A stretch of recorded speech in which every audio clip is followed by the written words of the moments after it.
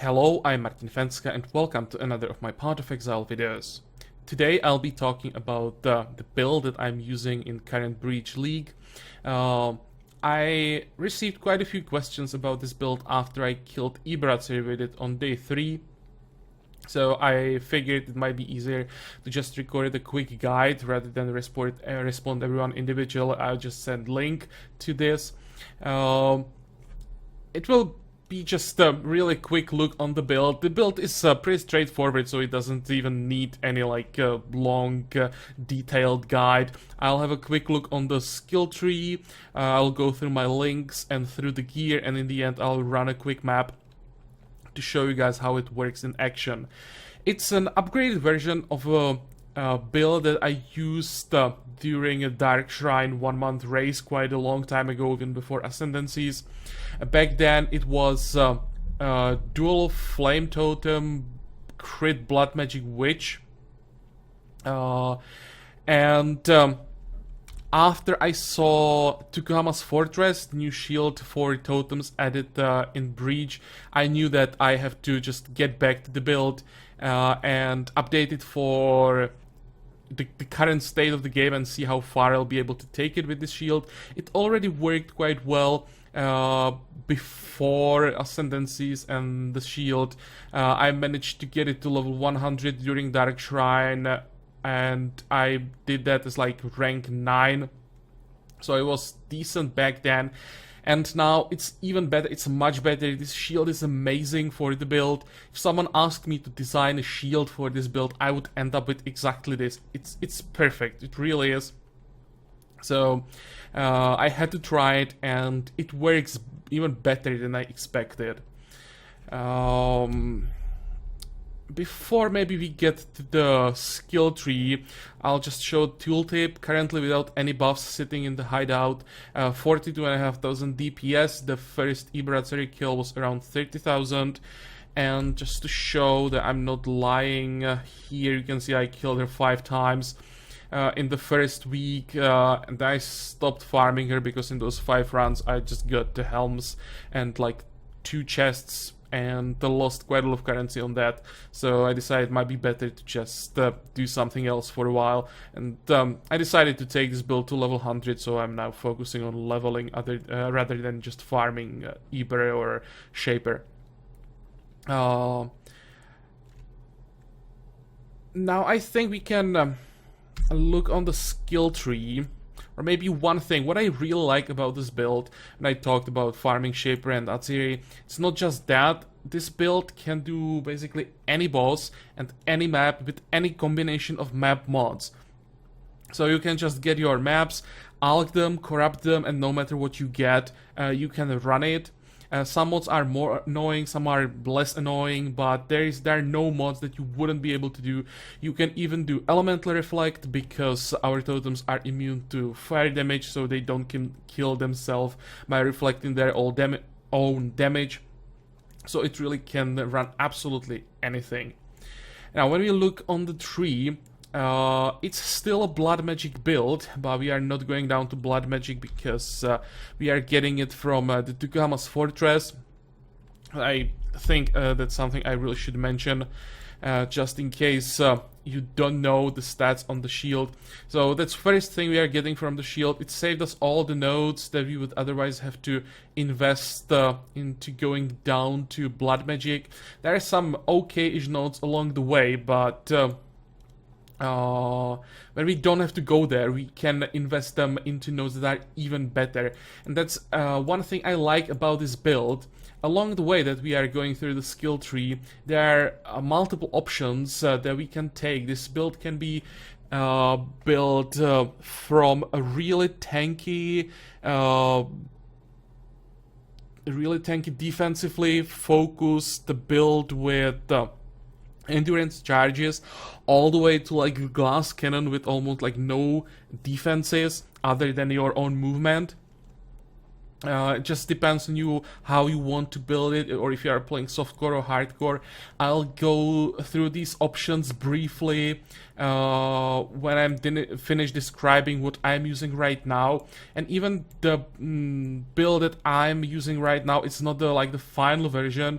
There are some parts of the skill tree where I will make some changes. Like here, I'll get rid of these nodes and invest them into jewels, which will be more effective. And I'm considering some more things, but it just shows how many options we have on the skill tree, and that everyone can like customize the build to what you prefer to do with it.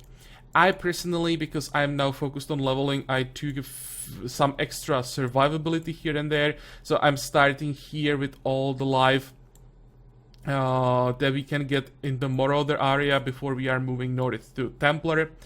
You can just save some nodes when you start here. Then you move to Templar, but as I said, I want the extra survivability from life node, so that's why I'm using this. Maybe on level 100, I'll just go full glass cannon, and the nodes that I save here, or the points that I save here, I'll then invest somewhere around here. I'll definitely find some damage, like here we can get spell damage. Along the way, we are taking all the totem damage, crit multiplier nodes. I'm ignoring the totem life and totem survivability. Our totems are tanky enough even without it, so we are focusing just on the damage nodes. Some jewels. Here I initially wanted to take this whole cluster for the extra survivability, but now the more I'm playing the build, I think I will invest somewhere else. These 4 points I can invest into 2 jewels, and I think if I can get decent jewels, it will be better than go this way. So that's just explaining why these points are here. It looks kind of weird as well, and yeah, I'm still working on the final version of the skill tree that I'll be using. Anyway, back to the part where we want to go. We are going to the Templar area, taking some more life along the way. We have to go to Ancestral Bond, so we may as well take some damage along the way, like the Light of Divinity. But like spell and cast speed are not the main damage sources we are focusing on. The main focus are crit chance, crit multi. That's what we want to take. But when we have a node like this along the way, we may as well take it. It gives us decent amount of DPS. We are getting to Ancestral Bond through this jewel node, and from Ancestral Bond we are going up to the Purity of Flesh cluster. I really like the Chaos Resistance I get here and the survivability. It's hard to get Chaos Resist on our gear. We already have problems getting enough resist from gear, so I really wanted to go for the Chaos Resist. We are life based, so we need as much survivability as possible from the skill tree. And also now when we are in the Purity of Flesh, we are close to the Arcane Potency, so we are going for that as well. It's a nice DPS boost. From Templar we are going to the Witch area, taking Mind Over Matter along the way. Here is some more damage for our totems, going through some more spell damage to more crit. And here we are going back a bit to the Shaman's Dominion cluster. It's a really significant boost for our totems, so it's worth going back. And now when we are here, may as well take some life and elemental resistances along the way. As I already mentioned, it might be a problem getting enough resist on the gear, so when we can get something on the skill tree, it's often a good idea to take it, especially when it's accompanied by 10% life. From the Witch, we are heading to the Shadow area, taking Eldritch Battery along the way, more crit multiplier. Here we have a decent clusters with life and ES, because we actually have use for our energy shield.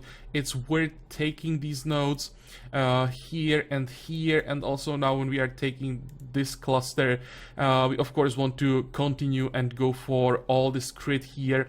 I will get these 2 nodes eventually as well, but I think this is gonna be like level 95, 96. Then I'm gonna take them, or maybe 96, 97. Currently I'm level 94 and a half. just don't have enough points to take all that I want to take. And even on level 100 there will be nodes that I won't be able to take, and I will have to prioritize. And that's what I talked about, that everyone can like adjust the build to its own liking. Then here we continue down to the shadow area. Here some spell damage into crit, into more crit, and also dexterity. Getting some dexterity on the skill tree is important, because that's one stat we will be struggling with. We need it on gear, and getting at least some on the skill tree helps us with the gear later.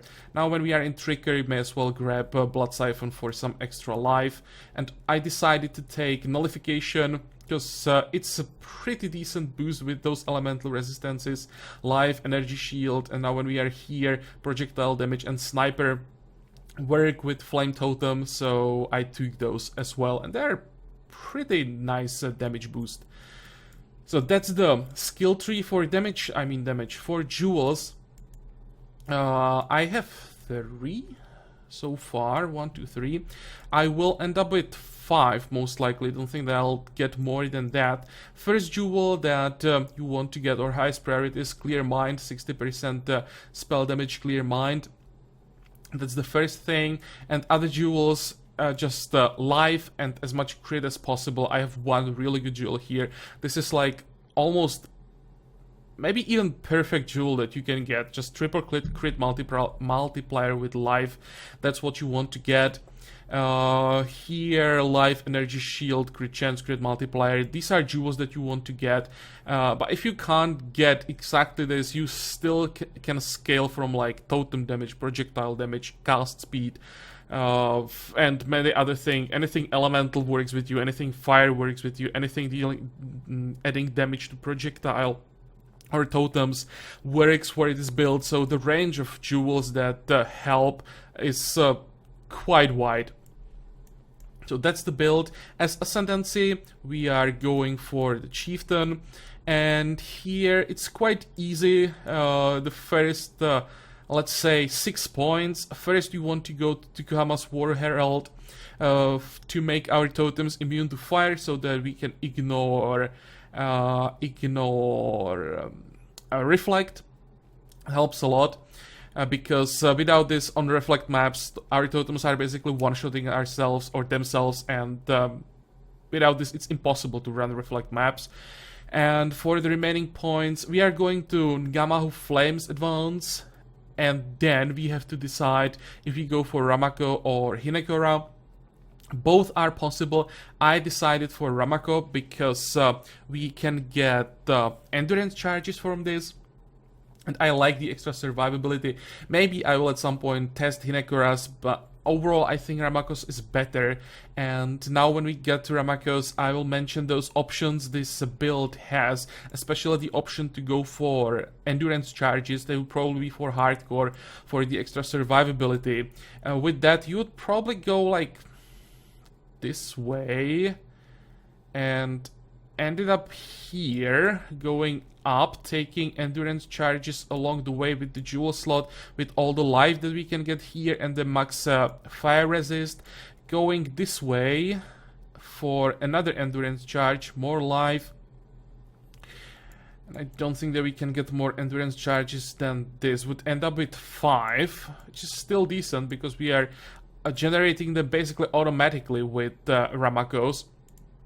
And the 5 endurance charges with Immortal Call is a pretty decent bumper that you have, or that we have against physical damage.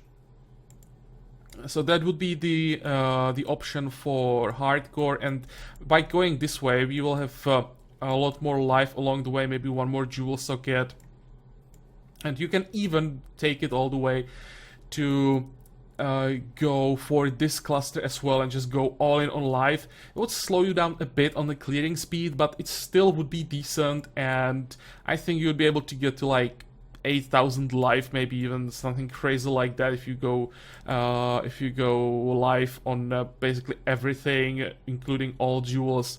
It should be possible to get really a lot of life. The other option, like the soft core, if you don't care about dying, would be just ignore all of these life nodes and pick all the spell damage, elemental damage that we can get along the way. Like in the witch area, both cast speed and spell damage would work. Here we can get more spell damage and just make it a complete glass cannon with a pretty ridiculous burst. Maybe for Shaper, if you can avoid everything manually by just moving properly, this would increase your damage quite a bit, but I think some maps with some mods would be then a pain in the ass, and I don't think that would be possible to like completely avoid everything just by movement. But it's definitely the option, and everyone can do whatever like fits best to your playstyle. Now, this is the build. And now when we check the gear and the links, let's go through the gear first. It's all built around Tukohama's Fortress that allows us to save points that we would otherwise invest into going to blood magic on the skill tree, giving us extra 40% damage to our totems plus 1 extra totem so that we can have we can have 3 at a time. So this is a massive boost for our damage, and also with the 100 life, it's a very nice bonus to survivability and extra armor per totem. We have 3 totems up all the time, just a perfect shield. That's one unique that we want to have, but well, until you get this, it works well with just dual Flame Totem, and you go into blood magic on the skill tree, you respec once you get this shield. It's just this gets the build to a completely different level. Another unique that we are using is Infernal Mantle. Another unique that I would not replace, that is a best in slot. The main source of our damage comes from the level of our gem, so we are trying to get it as high as possible. In the final version of the 6th link, I'll be running level 4 Empower, which I don't have yet. But I'll get it as soon as possible.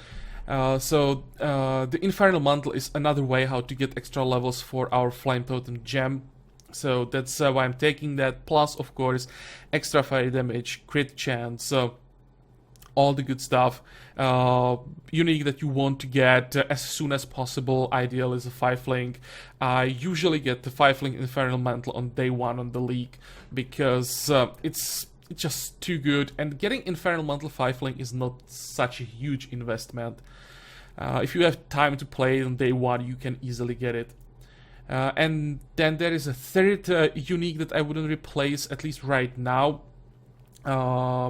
Before the nerf of Face Breakers, might have been better to run them for the crit multi boost, but right now Maligaros are better. The difference in crit multi is not that significant anymore. Plus we get crit chance here, and most importantly we get dexterity. I have the maximum dexterity roll.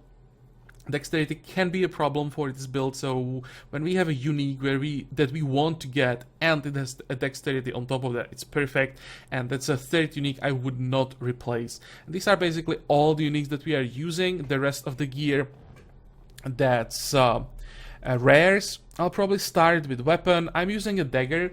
It's possible to use wand, it's possible to use mace, but I kinda like the implicit crit chance. Plus this gives me the option to move with whirling blades, but with the weapon that has 1.2 attack speed, it's not that good, and actually ended up using flame dash more often than whirling blades, but well, still the crit chance is good, and I think the dagger is the best option that you have. But I'm just saying, if you get like a ridiculous wand or mace, you can go with that and the build will work fine. I managed to get this dagger. I actually bought it for 3C. Still can't believe I managed to get it so cheap. But in this league, caster weapons are kinda cheap, so yeah. Tier 1 crit multi, tier 1 crit chance for spells, tier 1 lightning damage. I'm flat lightning damage for spells. The 3 mods that we definitely want. The only thing better would be, of course, more spell damage. Like the ideal dagger would be tier 1 spell damage, tier 1 hybrid spell damage, tier 1 flat lightning, tier 1 crit chance for spells, tier 1 crit multiplier, and the 6th mod would be either attack speed if you want to use whirling blades, or maybe like resistance or dexterity, something like that. That would be a perfect weapon for you. If you were using wand, then it would be cast speed as the last mod. That's what we are going after. You can replace the lightning damage with cold damage if you want, but the lightning damage is better. It helps us to apply shock, and with that we get another multiplier for our damage. So that's the weapon. Next, let's go through helmet. Helmet and belt are our main sources of resistances, so tri-res with high life is perfect. I still have some work with my gear, especially with enchants. I hate running Uberlab, so I don't even have 40% increased Flame Totem damage enchant, which is what you are going after. And other than the enchant, as I said, just as much life as possible, and if you can get like triple tier 2 resist on the helmet on top of that, that would be like perfect. So that's what you are going after. With the belt, it's the same thing: life, energy shield, ideally on either life belt on leather belt, or a corrupted belt for +1 endurance charge, so that we would have 4 endurance charges without any investment to endurance charges on the skill tree. That would be really good. I found this belt. It's decent, resistances are nice, life is good, the energy shield, we are using that as well. As I said, the base, I'd rather have it different, but I can live with this. And we want to have open prefix for movement speed, so I am happy with this belt. It will be hard to replace. The only thing I would like to improve would be chaos resistance. Getting at least tier 2 chaos resist would be pretty damn good. So that's the belt, it's those defensive items, and maybe the third defensive item where we can get the life resist, and most importantly, a lot of dexterity, our boots. These are, again, almost perfect boots. It will be hard to replace these. The rarity kind of sucks. I'd rather have something else as the last prefix, but still fine. High dexterity, high life, as much resistance as possible, 30% movement speed. That's what you want to have on boots. And I can't stress enough, the dexterity is super important. Really makes it much easier for us to gear up when we can get dexterity on boots. So we have boots, belt, helmet covered, which leaves us with the jewelry. Jewelry, in general, we are trying to focus on as much damage as possible. We are crit, so 2 diamond rings, that's what I'm going after, and stats that we want to see on our rings are as much life as possible, cast speed, dexterity, maybe resistance, and if we have really good gear and can afford to go rings without resistance, then a third prefix would be crafted crit chance, probably. As prefix, life, maybe energy shield, don't know, the third one. Actually can't have 2 crafted mods. Don't really need the third prefix, but you get the idea what we are after. Here I have strength instead of dexterity. It's not intentional, we have more than enough strength. The reason why I have this strength is that I don't have a ring that would look like this and had dexterity. This ring has the dexterity, but it doesn't have cast speed, but I can't replace it because I still have problems with resistances, and I didn't find a ring yet that would just do the trick. I have one prepared, but I can't still switch to it here. Just wouldn't have lightning resistance capped. So that's that. And then we are getting to the last piece, that is amulet. And on amulet, we want to like fill the missing stats that we need. Can be dexterity, can be resistance, whatever we need. Usually it's going to be dexterity and resistance, and the rest we want to have damage mods. So spell damage, crit chance, crit multiplier, life, dexterity or all attributes and resistance, something like that. It's a perfect amulet. This one is good, but it's missing a crit multiplier, which is important, really important. That's a lot of damage, so I will be replacing this one. Hopefully when I get better rings, I will be able to go for amulet without resistance, and that'll make it easier to find the one that I need. Spell damage, crit chance, crit multi, ideal tier 1, all 3 with life. I know it's expensive, but I'm talking about like the perfect endgame amulet, so that's like the dream. So that's the gear covered. Flasks, just remove bleeding, remove freeze, remove curse, basalt for fizz reduction now when I'm trying to get to 100. If I was going just for clear speed, I would use Vinctars instead of the basalt flask.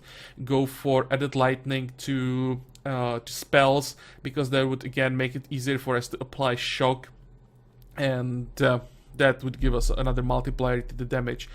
Aziri's Flask, both for resistance to us on use, and it does give extra damage to our totems, and also it allows them to leech, heal themselves while they're doing damage. And sometimes when we are on fights with like heavy AoE, our totems can die quite fast, and the extra survivability they gain thanks to the leech makes some fights actually easier, and it's a pretty good flask for the build. And the fifth one, good Quicksilver Flask, is quite important, because proper movement and fast movement is important for our survivability. So increased duration, 30% movement speed, something like that is what we want for the build. So that's the itemization, and now as the last thing we will get to our links.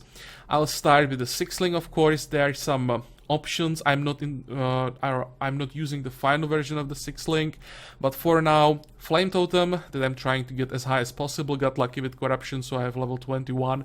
Don't really care too much about quality on Flame Totem, because it only gives extra hit points to the totem. For like the final version 2120, of course, just to have it, and maybe it makes Uberatziri easier that the totems can tank more. But it's really not crucial. I easily killed Uber without the quality on the Flame Totem. Then we have faster projectiles. For mapping, you really want this. Without it, the flame is quite short and it slows you down a lot, so you can't skip faster projectiles. For some bosses, you can replace it with slower projectiles for the extra damage.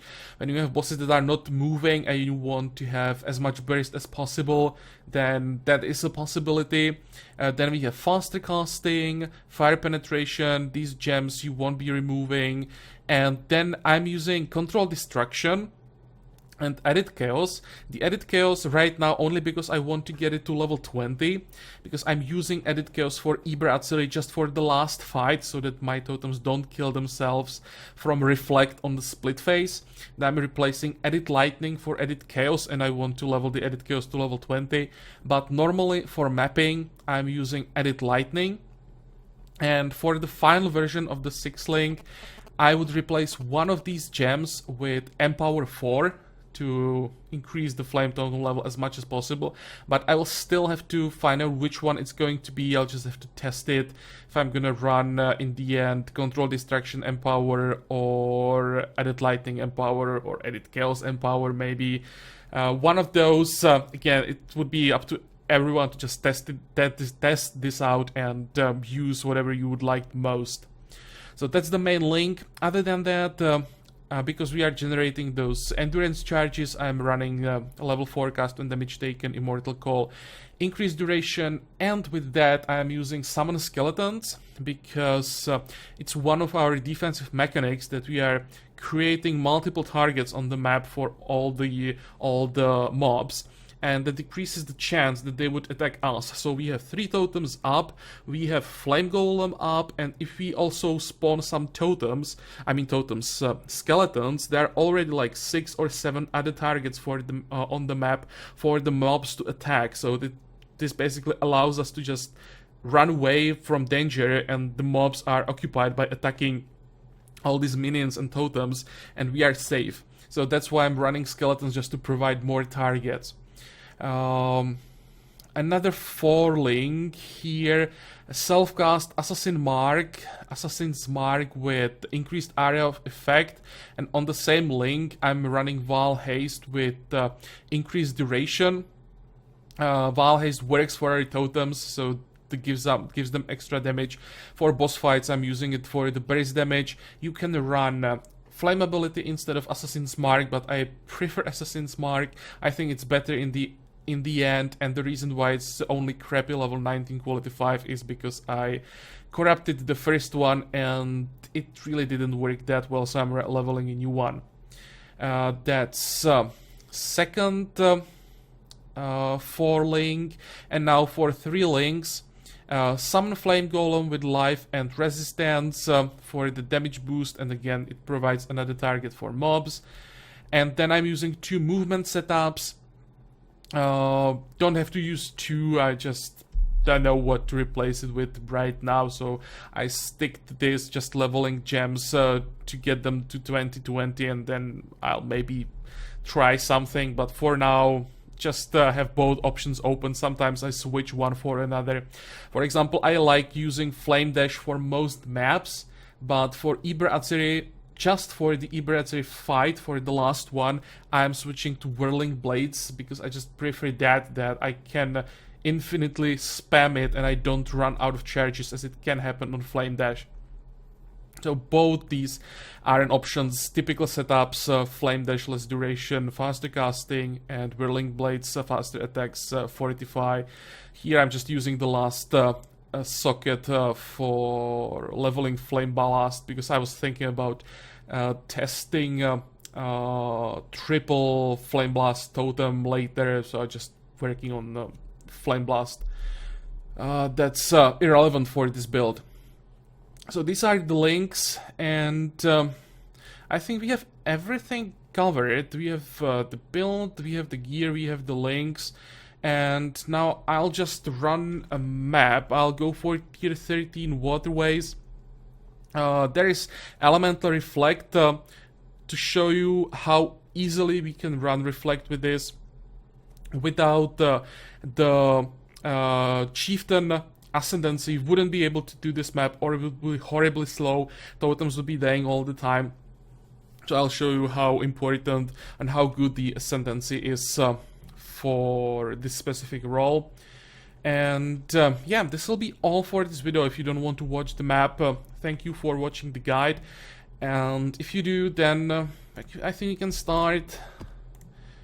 We'll just get quickly through the map and you'll see how it works.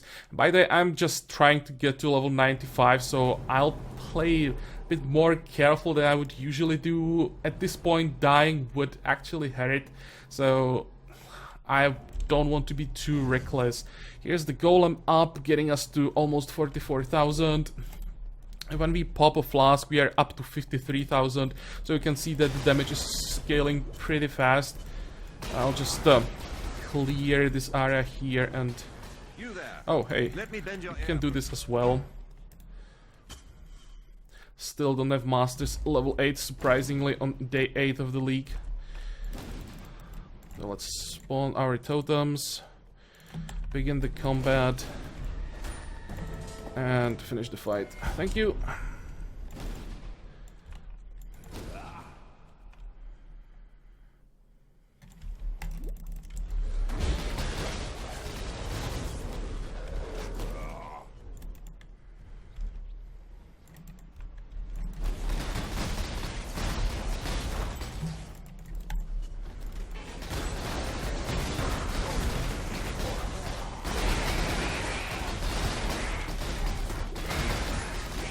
You can see that even blue packs are melting pretty quickly. There was a Storm Herald somewhere. And these mobs are kinda annoying with the proximity shield, so that's slowing us down a bit.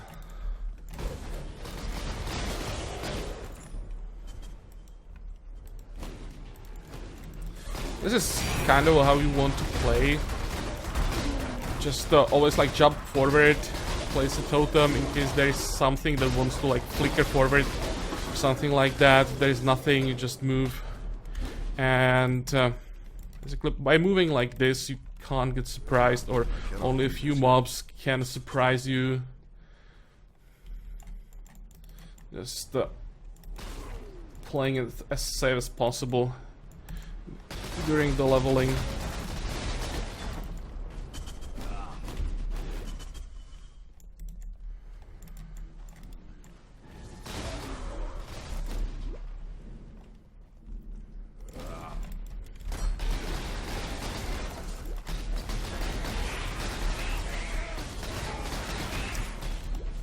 Okay. Oh. Missed some berries there. All the effects on the screen.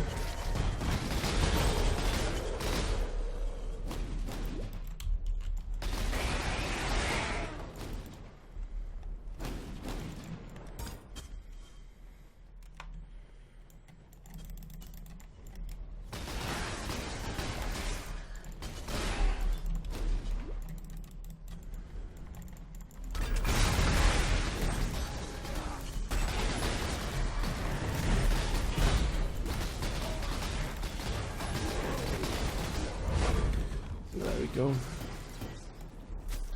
By the way, if you hear some weird noise in the background, my neighbor is drilling something on the garden. And it's probably loud enough to be heard in the mic. Hopefully it's not, but just in case it's not a problem on your side, it's just the noise here.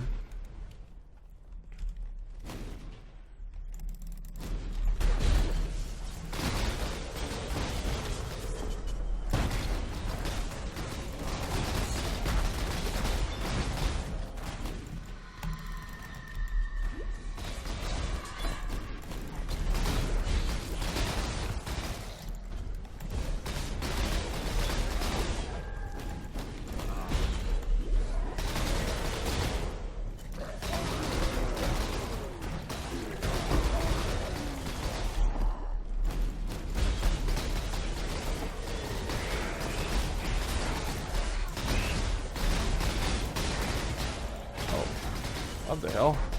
Oh, some pretty disgusting lag.